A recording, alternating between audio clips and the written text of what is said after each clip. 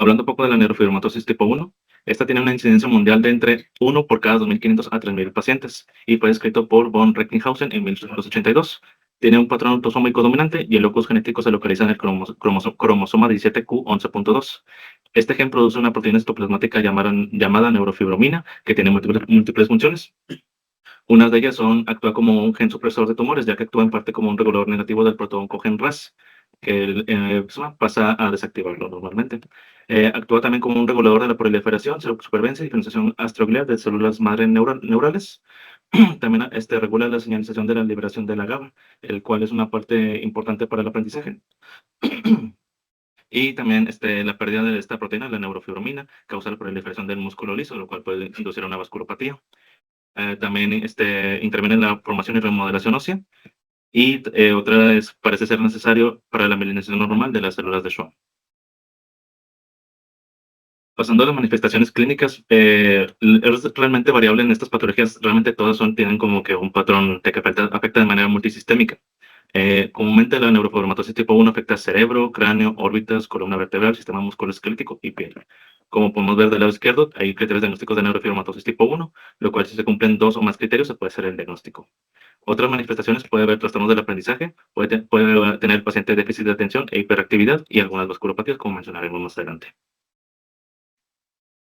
¿Cuál es nuestro papel en el caso de la neurofibromatosis tipo 1? Como lo mencionaban ahorita las doctoras, ayuda a detectar ciertas patologías neoformativas, como pueden ser los astrocitomas pilocíticos, gliomas del tronco encefálico, neurofibromas plexiformes y gliomas orbitarios. Además de que si estas patologías aún no se encuentran clínicamente en el paciente, podemos encontrarlas de manera subclínica y con esto mejorar lo que es la calidad de vida del paciente. Pasando a la primera parte, que sería el glioma óptico, es la manifestación más importante de la neurofibromatosis tipo 1, de los cuales se ven entre el 15 al 20% de los pacientes con esta patología.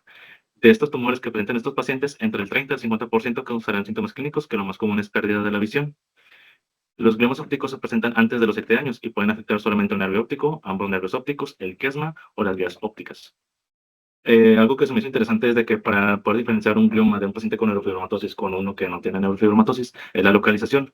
En el caso de los pacientes con neurofibromatosis tipo 1 se localiza en el nervio óptico, mientras que los pacientes sin neurofibromatosis se localizan en el quiasma y las radiaciones ópticas. Entre estos dos pacientes, el que tiene mejor pronóstico es el que tiene neurofibromatosis con el glioma óptico. Estos tumores son de bajo grado histológico, la mayoría son astrocitomas pilocíticos y se ha escrito en alguna literatura que algunos pueden involucionar espontáneamente con el tiempo. Pues estos estudios es de un paciente de 9 años que tiene diagnóstico de neurofibromatosis tipo 1 y proptosis leve izquierda. Podemos ver que hay un engrosamiento del anormal del nervio óptico en su porción intracraneal, además de que se mencionaba que se veía la tortuosidad de las vainas del nervio óptico de manera bilateral. Está haciendo una secuencia T2. En esta secuencia, que es un T1 contrastado, podemos ver igual el engrosamiento del nervio óptico en su porción prequismática, pero sin evidencia de realces. Pasando a las áreas focales de intensidad de señal, también con sus siglas denominado FASI. Estas característicamente son múltiples. Como mencionaban las doctoras, no producen efecto de masa o nulo efecto de masa, no se visualiza edema vasogénico y a la evaluación en otras secuencias se ve normal. La única que cambia son las secuencias T2 FLAIR. Se localizan habitualmente en el tallo cerebral, sustancia blanca, ganglios basales, tálamo, cápsula interna y corona radiada. Y estas se ven hiperintensas debido a que son vacuolización de la melina sin proceso inflamatorio. Podemos ver en esta resonancia, en secuencia FLAIR, es del mismo paciente, solamente de que diferente cronología, de 10 y de 15 años. Podemos ver que a los 10 años se veían unas áreas focales de intensidad de señal en la sustancia blanca cerebelosa y núcleos dentados, los cuales pasando los 5 años o los 15 años que se hizo el estudio ya no se visualizaban. La de la izquierda es del mismo paciente, 10 y 15 años, en este caso un poquito cortes más superiores, donde vemos las áreas focales de intensidad en el globo pálido, los cuales pasando los años igual tuvieron resolución.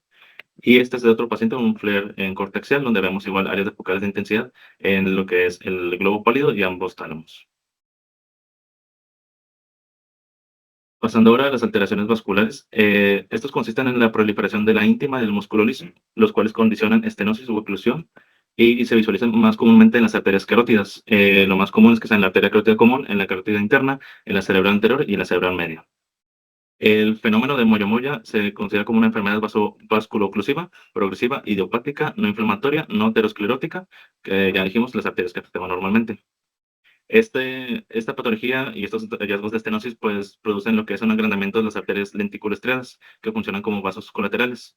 También se puede visualizar lo que son arterias fusiformes, aneurismas cerebrales y fístulas arteriovenosas con menor frecuencia. Aproximadamente del 6% de los pacientes con neurofibromatosis tipo 1 presenta esta vasculopatía y se domina en la literatura que da el signo de bocanada de humo, que lo veremos más adelante. Tenemos esta resonancia magnética de un paciente de 8 años con múltiples ataques isquémicos transitorios, donde visualizamos múltiples vasos colaterales de moyamoya, como ya lo habíamos mencionado, anormalmente agrandados en las cisternas supracelares y perimés encefálicas. Esta es una tomografía en reconstrucción MIP, corte de exoma coronal, en un paciente con trisomía 21, donde vemos que hay una estenosis de la carótida derecha, una oclusión de la carótida izquierda y extensa vascularización colateral de ambas cisternas basales. Pasando ahora a las anomalías de la órbita y el cráneo. Estas incluyen lo que es la deficiencia de la displasia del ala esfenoidal y del hueso occipital a lo largo de la sutura lamboidea. De estas dos, la que tiene más relevancia clínica es la displasia esfenoidal, ya que permite la herniación de los lóbulos temporales hacia la órbita. Esta se puede herniar al grado de que se puede visualizar como un exoptalmos y se puede visualizar hasta pulsátil. Con esto puede producir que el globo ocular sea displásico, agrandado o hipoplásico, y en la displasia del ala esfenoidal se asocia con neurofibromas plexiformes en la órbita, en las regiones perorbitarias. En este caso vemos la tomografía ¿cómo se llama? En ventana ósea, en el nivel del globo ocular, donde se visualiza la ausencia de la parte posterior de la órbita, que da el signo de la órbita vacía, y se ve un desplazamiento anterior del contenido orbitario, en este caso de este paciente.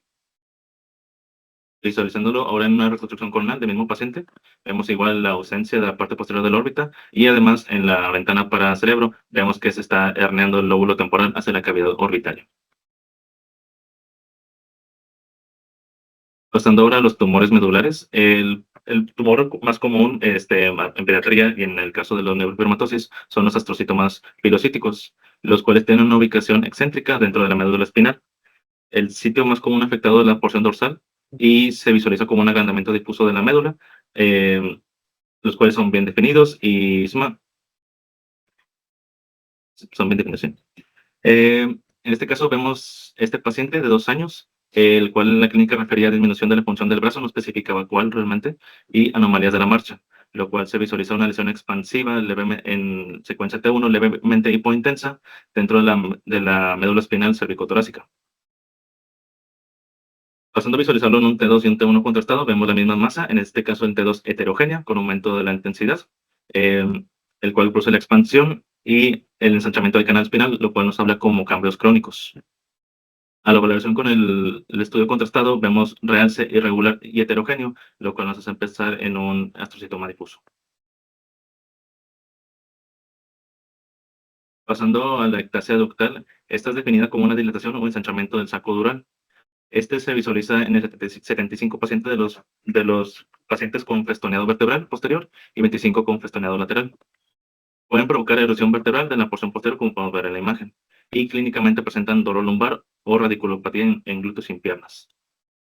Esta es una secuencia T2 axial de la columna lumbar, donde vemos una ectasia ductal aumentada de tamaño de lo que es el canal medular y asociado a erosión del posterior del cuerpo vertebral. Del mismo paciente se le hizo lo que es la secuencia T1 y T2 en corte sagital, donde vemos la prominencia de la ectasia ductal, erosión de los cuerpos vertebrales de predominio lumbar y que actúa isointensa hacia el líquido suprarraquídeo. Pasando ahora al neurofibroma plexiforme, son definidos como masas de tejidos blandos en sitio de ramificaciones nerviosas, son clasificados como grado 1 de la OMS y son casi patognomónicos de la neurofibromatosis tipo 1. Estos tienen una incidencia del 30% en el caso de los pacientes con neurofibromatosis. A la valoración con la tomografía se ve una masa sólida con cierto realce, en T1 se vuelve hipointenso, en T2 se vuelve hiperintenso y algunas veces puede producir lo que es el signo de la diana o el signo de tiro blanco que ahorita veremos en una imagen. Y a la evaluación con contraste se visualiza un realce leve a moderado. Este es un paciente de 9 años donde él ingresa por dolor abdominal. donde vemos por ultrasonido que se ve una masa lobulada bien definida, que a la evaluación con Doppler color se ve un escaso flujo. Se le realiza resonancia magnética a este paciente, un T2 PAT-SAT, donde se visualizan múltiples láminas de forma lobulada que aparentemente infiltran el mesenterio y envuelven numerosos vasos, que son estos vacíos de flujo que vemos aquí. Podemos ver en esta parte donde se visualiza una aparente diana, que como lo mencionábamos, la periferia se vuelve hiperintensa y el centro hipointenso, que es típico de los neurofibromas plexiformes. Y a la evaluación en la región orbitaria de otro paciente, en un T1 contrastado, podemos ver una lesión infiltrante heterogénea que se insinúa alrededor del músculo recto superior y se extiende anteriormente hacia el párpado. Hablando de otras alteraciones de la neurofibromatosis tipo 1, también se mencionaba lo que era la pseudoartrosis. Estos son debidos a efectos de masa y presión causados por agrandamiento de la piel y los tejidos blandos asociados a los neurofibromas, los cuales todo esto que se mencionó puede provocar deformaciones en el hueso adyacente. Este es un paciente de 6 años que se le hizo una radiografía de antebrazo en 2 posiciones, lo cual podemos ver que hay una zona de reabsorción entre el tercio medio y distal del cúbito, y la porción más distal se ve apilada y con progresivo ensanchamiento que asemeja la punta de un lápiz. Como podemos ver en esta parte cerca de la unión, asemeja una articulación, por eso se llama pseudoartrosis. Bueno, en el caso de la neurofibromatosis, el seguimiento realmente por parte de imagen no. Bueno, por parte de los criterios no se menciona como tal estudios de imagen, pero pues al final, si el paciente tiene alguna tumoración o alguna lesión, pues se nos piden los estudios para darle seguimiento a los pacientes, pero no está determinado cada cuánto se solicita el estudio.